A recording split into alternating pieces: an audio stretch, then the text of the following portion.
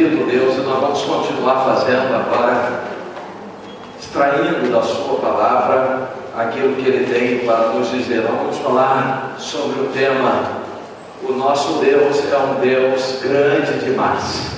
E nós vamos ler um texto, numa passagem que vamos ver o amor de Deus através de Jesus Cristo, que está em João capítulo 6, versos de 1 a 15.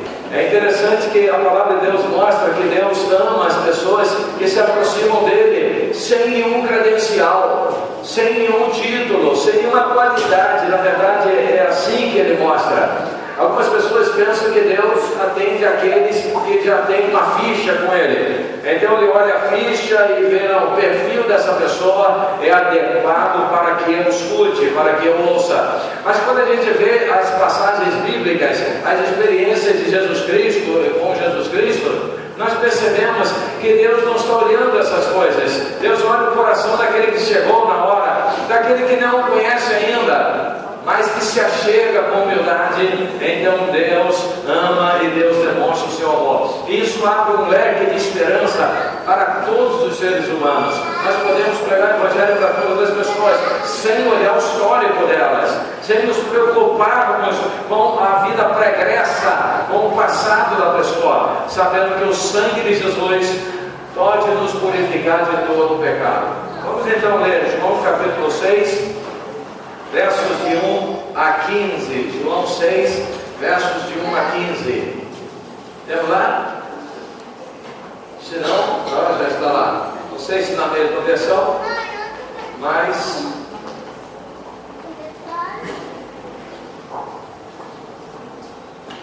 um pouquinho diferente. Vamos ler juntos ali então. Depois disto, partiu Jesus para o outro lado do mar da Galileia, também chamado Tiberíades, e seguia-o uma grande multidão, porque via os sinais que operava sobre os enfermos. Subiu, pois, Jesus ao monte e sentou-se ali com os seus discípulos. Ora, a Páscoa, a festa dos judeus, estava próxima. Então Jesus, levantando os olhos e vendo uma grande multidão, vendo que uma grande multidão vinha ter com ele, vinha se encontrar com ele, vinha ouvi-lo, disse a Filipe: onde compraremos pão para estes comerem? Mas dizia isto para o experimentar, pois ele bem sabia o que ia fazer. Respondeu-lhe Filipe: 200 denários de pão não lhes bastam para que cada um receba um pouco. Ao que lhe disse um dos seus discípulos, André, irmão de Simão Pedro: está aqui um rapaz que tem 5 pães de cevada e 2 peixinhos. 5 pães e 2 peixinhos. Mas que é isto para tantos? Disse Jesus: fazei reclinar-se um pouco. Ora, naquele lugar havia muita relva. Reclinaram-se aí, pois, os homens em número de quase 5.000. Jesus então tomou os pães e, havendo dado graças, repartiu-os pelos que estavam reclinados, e de igual modo os peixes, quanto eles queriam. E quando estavam saciados, disse aos seus discípulos: recolhei os pedaços que sobejavam, que sobraram, para que nada se perca. Recolheram-os, pois, e encheram 12 cestos de pedaços dos 5 pães de cevada que sobraram, sobejaram, aos que haviam comido. Vendo, pois, aqueles homens o sinal que Jesus operara, diziam: este é verdadeiramente o profeta que havia de vir ao mundo.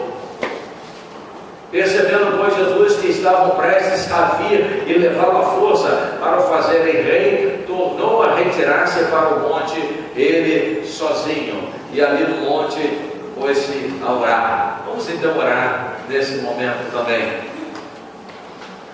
Bendito Deus, venha nos falar nessa noite a todos nós, quebrar as barreiras, Senhor, que existem, Senhor, para te ouvir melhor, para escutar a voz do Teu Espírito, para escutar os Teus desejos em nossos corações. Venha, Senhor, perdoar os nossos pecados, sarar as nossas enfermidades, as nossas feridas, abençoar o teu povo, abençoar cada um que aqui se encontra, abençoar as famílias representadas, abençoar a tua igreja, Senhor. Nós te agradecemos porque a tua palavra é fiel e verdadeira e eterna, e nós podemos dela nos alimentarmos. Tudo em nome de Jesus Cristo, nosso Salvador eterno. Amém. Meus queridos irmãos, amigos aqui presentes, nós, através das crianças, temos ouvido elas cantarem, principalmente quando chega na EBF, que o nosso Deus é um Deus grandão, não é isso?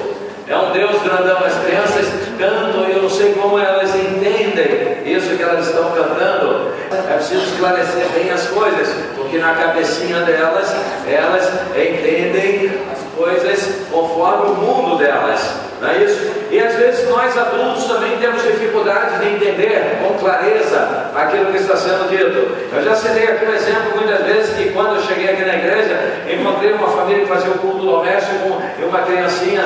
Então o papai e a mamãe ensinou o culto doméstico todo, ensinou, e depois fez uma pergunta e a resposta foi surpreendente. O tema daquele estudo que ele estava dando era o tema da escola bíblica dominical da época, que dizia, o tema era o padrão para a vida cristã. Já falei isso aqui várias vezes. Quando terminou o estudo, eles perguntaram: o que vocês entenderam da lição? Vamos começar pelo título. O que vocês entendem por o padrão? E a mais velha respondeu: o padrão é um quadro bem grande. Aí ele disse: aí teve que explicar de novo. Então, quando a gente diz nosso Deus é um Deus grandão, quando as crianças cantam, que tamanho elas imaginam ser esse Deus? E quando nós dizemos que o nosso Deus é grande demais, qual o tamanho que atribuímos a este Deus? O que pensamos sobre o nosso Deus? Quem é Deus para nós? O que pensamos sobre o nosso Deus, meus queridos irmãos e amigos? Qual o tamanho do seu Deus? Há uma obra, um livro que tem exatamente esse título: qual o tamanho do seu Deus? Qual o tamanho do seu Deus? Há pessoas que se desesperam tanto diante de problemas, de lutas, que parece que Deus é bem pequenininho, que o Deus delas é bem pequenininho. A palavra de Deus diz que no mundo teremos lutas e aflições, mas também nos promete que Deus estará conosco todos os dias até o final. É interessante que a palavra de Deus não nos promete que nós vamos ser livres de todas as situações. Se fosse assim, até hoje o apóstolo Paulo estaria aqui na terra. Estaríamos cumprimentando ele ali, ó. Quantos anos você tem, apóstolo Paulo? Estou com 2035 anos. Porque ele não morreria jamais, mas as pessoas morrem. João Batista morreu com 30 e poucos anos de idade. E alguém dirá: mas Deus não o livrou? Não, Deus não o livrou. Mas Deus é grande e infinito, e a vida não é só essa aqui. Meus queridos, o Deus que nós conhecemos, o Deus que nos foi apresentado, é um Deus grande demais, é um Deus magnífico, é diferente dos outros deuses, a começar porque o nosso Deus é eterno. Os deuses que existem por aí foram criados pelos homens, mas somente o nosso Deus é Deus eterno e criou todas as coisas. É Ele que deu sabedoria aos homens, é Ele que deu inteligência aos homens, Ele que deu capacidade aos homens de raciocinarem, de formularem conceitos e até de criarem coisas, criarem e inventarem história. E o homem inventou a história de que existem outros deuses. Mas os deuses dos povos são deuses passageiros. Eu me lembro de Dagon diante da arca de Deus. Quando foram lá verificar, Dagon havia caído durante a noite e quebrado o pescoço. E se quebrado todo, porque a presença de Deus era magnífica e é magnífica. Na verdade, o nosso Deus é eterno, mas os deuses dos povos têm data de nascimento. Os deuses dos povos, muitos deles têm data de óbito, alguns já morreram. E eles não existem, mas o nosso Deus é o Deus eterno, Deus magnífico, Deus tremendo. Meus queridos irmãos, qual o tamanho do nosso Deus? Qual o tamanho que você tem atribuído a Deus? Vamos pensar um pouquinho sobre a criação de Deus. Deus diz a Santa Palavra que Ele nos criou sua imagem e semelhança, nos dotou de capacidade, de desejos, de um espírito empreendedor, de curiosidade, de poder. Nós temos poder de construir, fazer prédios lindos. Quando eu pego um avião, né, eu fico dando glórias a Deus, digo: Senhor, como o Senhor capacitou o ser humano para fazer um instrumento desse, eu não sei quantas toneladas, que voa suavemente, que fura as nuvens. Às vezes você sai do aeroporto, está chovendo, está nublado, o tempo parece que está tão escuro, e o avião vai em direção às nuvens, e depois passa por cima delas, e lá em cima tudo azul. Aí você olha para baixo, nuvens espessas, debaixo as pessoas estão dizendo: está feio, lá em cima tem sol, lindo, e você olha aquelas nuvens na sua lateral e vê aquela imensidão. Foi Deus que fez isso. Mas olha só, Deus é grande demais, não é isso? Se você olhar os rios, que coisa magnífica são os rios, o rio Amazonas, o Rio Negro, né, Solimões.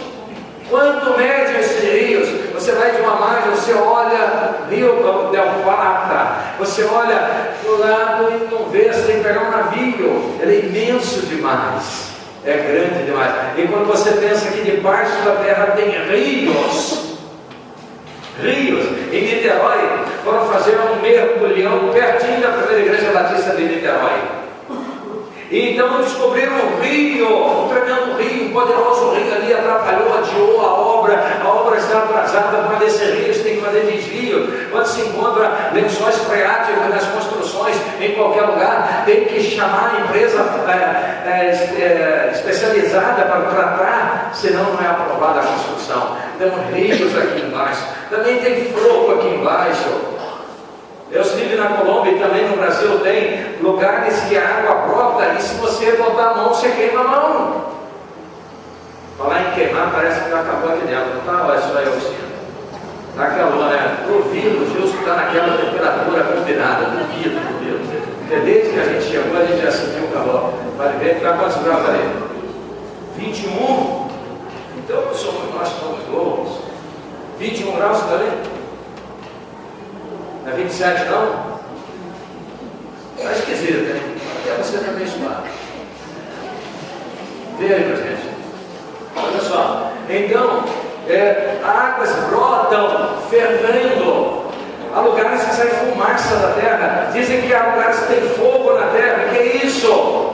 Aí quando você olha a quantidade de petróleo, analisa o petróleo, leva para o laboratório, e antigamente levaram para ver, descobriram, para sua surpresa, lá nos primórdios, quando foi descoberto o petróleo, que era material orgânico, material que pertenceu a vidas, seja lá do fora de animais, vidas de humanos, vidas não sei de que, mas é material orgânico.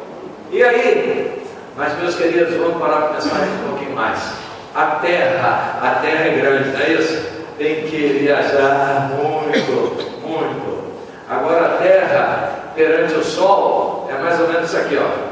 Se tirar, não faz a menor diferença. Agora eu queria que você pensasse nesse Deus. Esse Deus, já o homem descobriu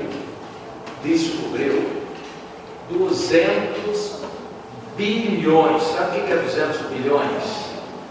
Alguém consegue imaginar o que são 200 bilhões? Se a gente imaginar 200 bilhões de grãos de areia, aí você pega um caminhão lá que, sei lá, deve ter. Mas não. Existe já identificado 200 bilhões de galáxias no universo. No universo. Mas a ciência está desconfiada de que não existe um universo só, que existe bilhões de universos. Não, mas vamos parar.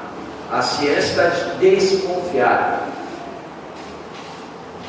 Esse universo possui 200 bilhões de galáxias.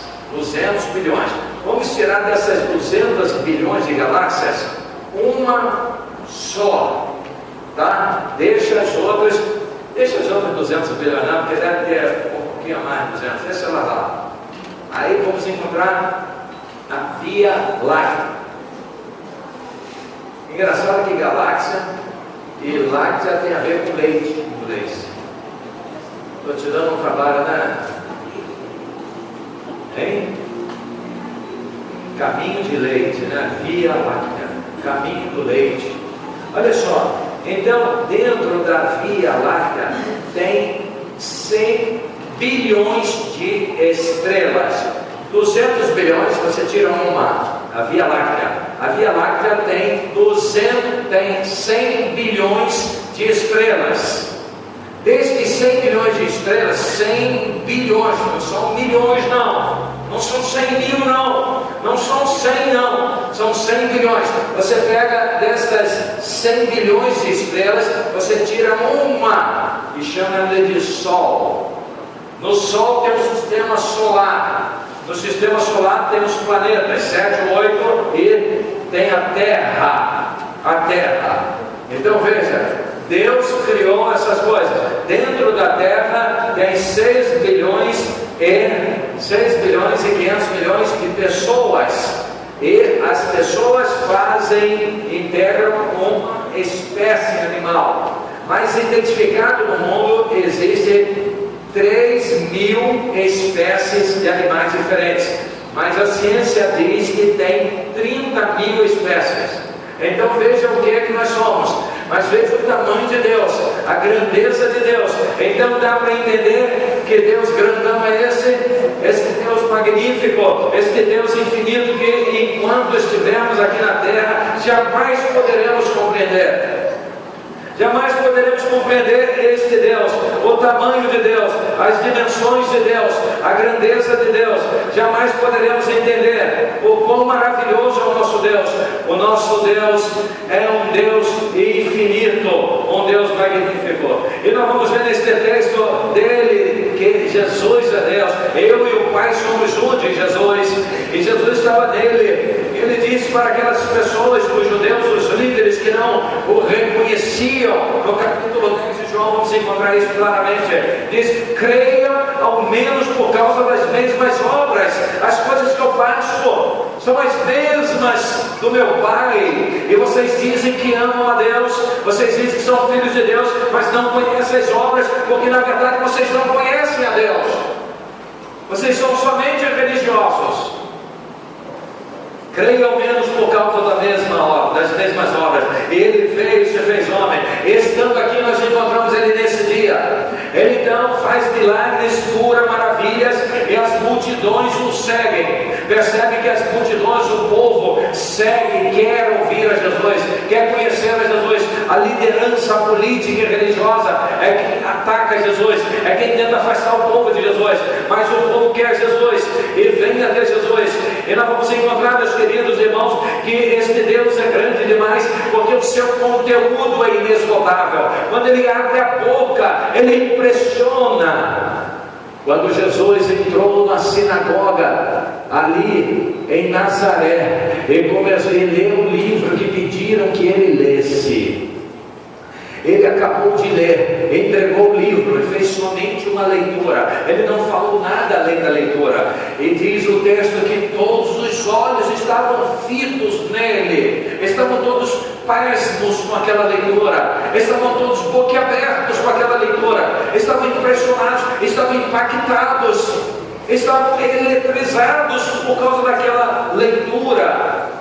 Mas aquela leitura eles já tinham ouvido muitas vezes, e nenhuma vez anterior havia causado isso.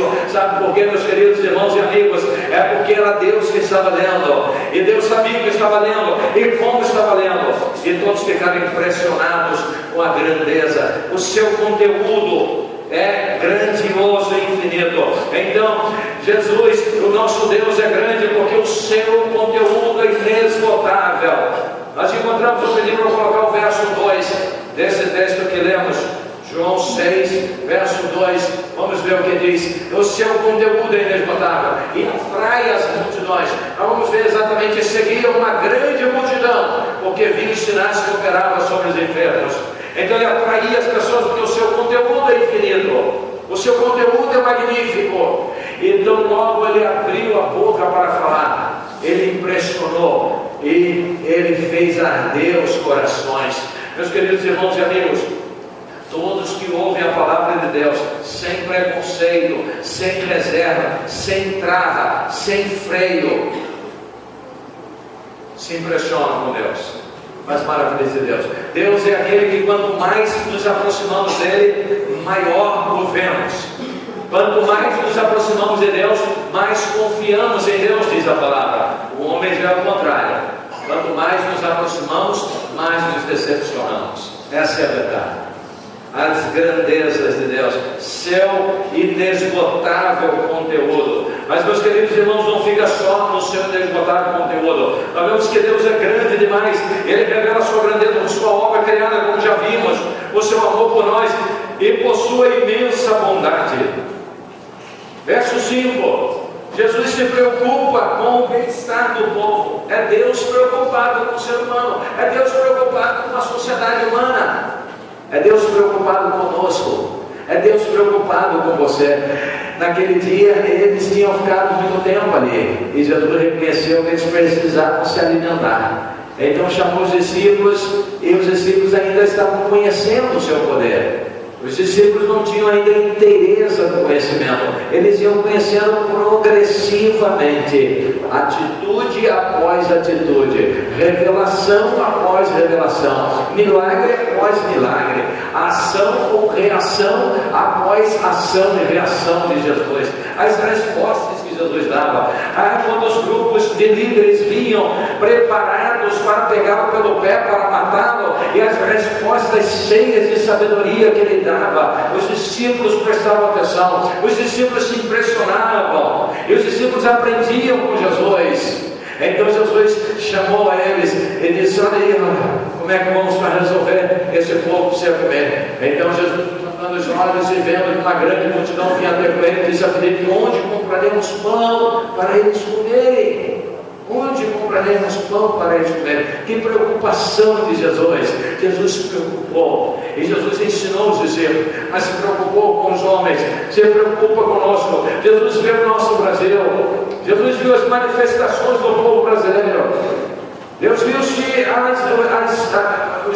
os pleitos do povo brasileiro eram sinceros ou não. Deus viu as multidões dos jovens. Deus viu se eles foram maltratados na rua, se foi justiça ou injustiça. Deus viu todas as coisas. Deus vê o clamor de um povo, as necessidades do povo. Deus olha para a sociedade, Deus olha para Jacarepaguá, Deus olha para Taquara, Deus olha para a Barra da Tijuca, para Ipanema, para Leblon, Copacabana. Deus olha para os bairros, Deus olha para os montes, para os vales, para os estados, para um país, para os países. Deus olha a necessidade e a dor do ser humano, e Deus se preocupa com eles, com ela. Deus se preocupa com você.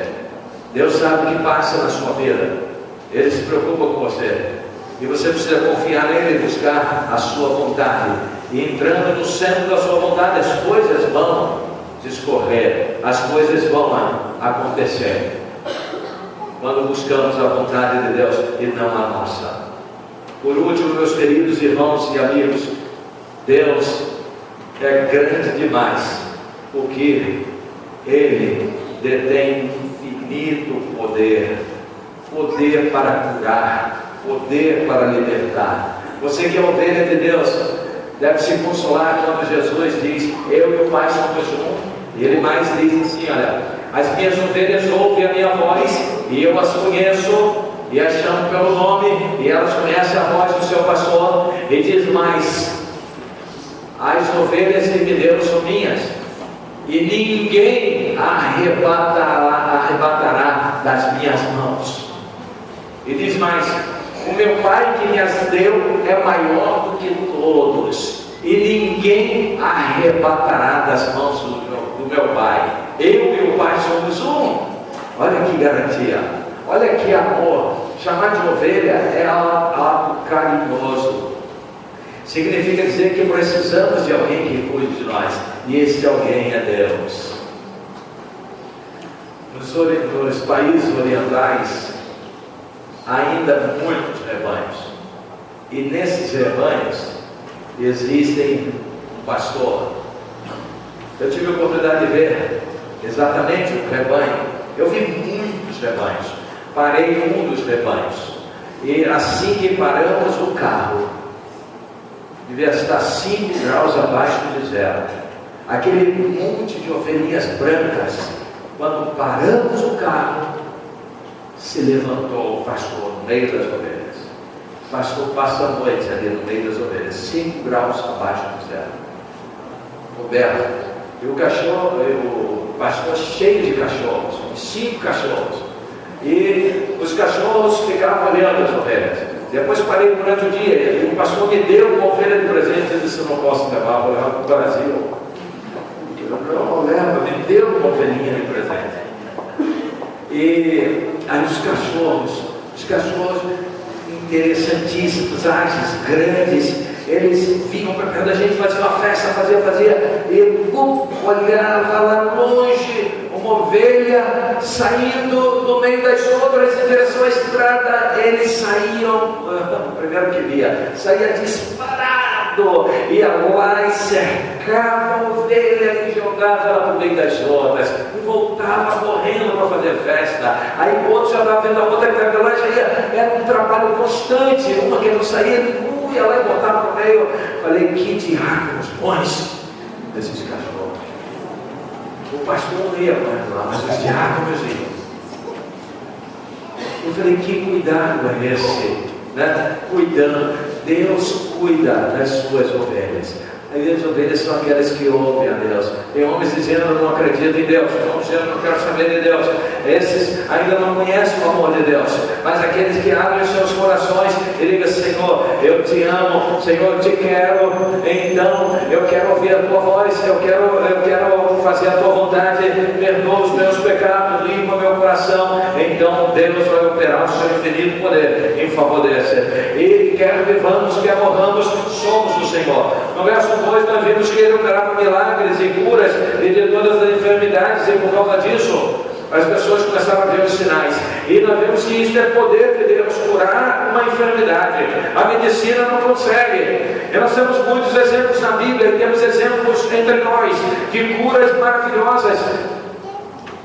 Quem aqui já viu que Deus cura? Levante a mão, levante a mão.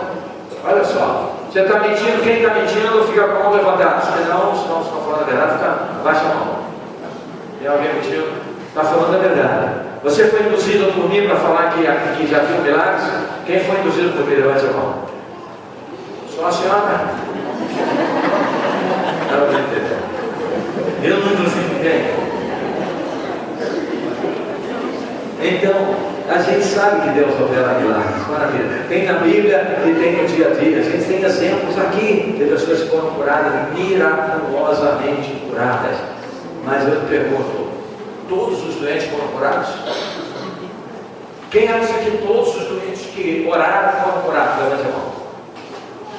Você conhece algum irmão que orou e não foi curado, morreu? Levante a mão. Muitas pessoas conhecemos, muitas pessoas que morreram. Se todos que ficassem doentes fossem curados, novamente estaríamos aqui com o apóstolo Paulo, estaremos com João discípulo amado, sentado aqui, ó. Oh, senhores, vocês estão cansados de viver não?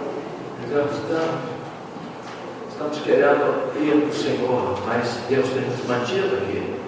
Aí hoje eu cumprimentei o meu pastor Brasília. Como é que está o senhor? Ele disse: estou aqui de pé, estou teimando, estou de pé, sou teimoso. Ainda não deitei, estou teimando e ficar de pé. Ele disse: somos todos nós, né? Todos nós. Deus nos ama, Ele se preocupa conosco. E Ele demonstra a sua grandeza quando opera milagres. Para nós é milagre, para Ele é um ato normal. Quando Ele chega no mundo e manda Lázaro, sai. Ele é uma ordem que Ele deu. O espírito de Lázaro já estava na habitação dos mortos, ouviu aquela voz, é a voz divina, e obedeceu e entrou naquele corpo. O corpo estava doente, senão não tinha morrido. Estava baleado aquele corpo, senão não teria morrido. Ele ficou doente. Você se lembra que a irmã mandou avisar Jesus? Foram lá avisar Jesus. Quando Jesus chegou: Senhor, você demorou muito. Se o Senhor estivesse aqui, ele não teria morrido. Ou seja, o homem estava mal. Eu não sei o que ele tinha. Eu não sei se ele tinha pneumonia, se ele estava com tuberculose, eu não sei o que ele tinha. Eu sei que era uma doença grave, tanto é que ele morreu. Mas Jesus disse: sai, Lázaro. E desenrolando, ele desenrolou o celular nos planos e estava bom. Ué, cadê a doença? Não é um milagre só, são muitos milagres. Ele saiu, poderia ir fazer um check-up e ia estar perfeito. Esse é Deus. Quando te revela, ele diz: vai à rua, aquela rua chamada direita, aquela que entra na Síria, Damasco. Vai lá, procura a casa de um homem chamado Simão. A profissão dele é curtidor. Você descobre o pé, entra, você vai encontrar um homem orando. Isso é revelação. Nessa conversa fiada: eu vejo uma porta aberta, meu irmão, você está abençoado, você vai passar por concurso. Você tem que falar assim: sai para lá, mentiroso, porque você vai passar só para estudar, porque muitas vezes é chute. A maioria das vezes, cuidado com esses reveladores poderosos.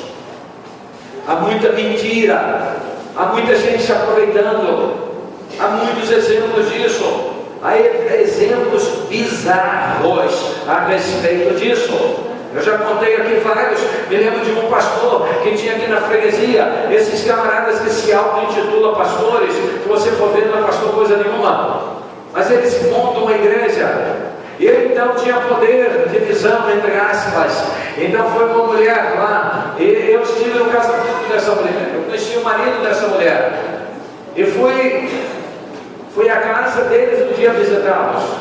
Mas depois que ela foi, esse pastor saiu da igreja dela, brigou com o pastor, brigou com sua igreja, e ele também saiu da sua igreja, e foram frequentar a igreja desse pastor poderoso, pastor que tinha uma palavra, revelação.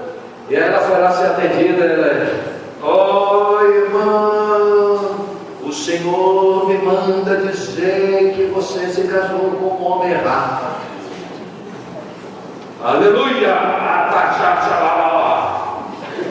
O homem certo, Deus está me revelando, estou vendo agora a face dele. Ela disse: quem é a pastora? Ele disse: sou eu. Sou eu. E sabe o que ela fez? O quê? Separou do marido e ficou com ele. Parece mentira, né? Era melhor ser um mentiroso do que isso ser verdade, mas infelizmente é verdade. A mulher foi morar com o cara, separou do marido. Mentiroso, tem muito disso. Não acredita nisso, não. Tem um monte de gente que só vive de revelação. Ou seja, só vive igual uma vela, parece que botaram aquele negócio de cabra cega. E anda aqui, pisa ali com a perna, vai ali que tem o nó, sobe. Parece que tem crente vivendo assim. Quem é Deus na sua vida? Esse Deus é grande demais, é infinito em poder, é teu amigo, ele te vê, ele te ama, confia nele, se segure nele, confia nele e siga com ele. Quando você estiver doente, confia nele. Se ele quiser te curar, ele vai te curar. Invista nele e ser fiel a ele, dê testemunho dele, glorifique, porque ele é um Deus magnífico demais. O nosso Deus é um Deus grandão, amém? Grandão significa infinito. É isto. Um Deus que fez essas obras. É um Deus que não dá para ser medido. Curva a sua cabeça. Bendito e maravilhoso Deus, obrigado, porque a tua palavra nos mostra um Deus infinito, maravilhoso. Um Deus que cuida de nós, que se preocupa conosco, que nos ama. Um Deus que nos fez a tua imagem e semelhança e fez uma obra infinita que nós nem sonhamos, não conseguimos imaginar sua dimensão. Mas um dia estaremos para sempre contigo na eternidade. Não estaremos mais limitados ao campo físico. Estaremos contigo, conheceremos as tuas maravilhas. A ti o louvor, a honra e a glória pelos séculos eternos. Amém e amém. Que Deus te abençoe.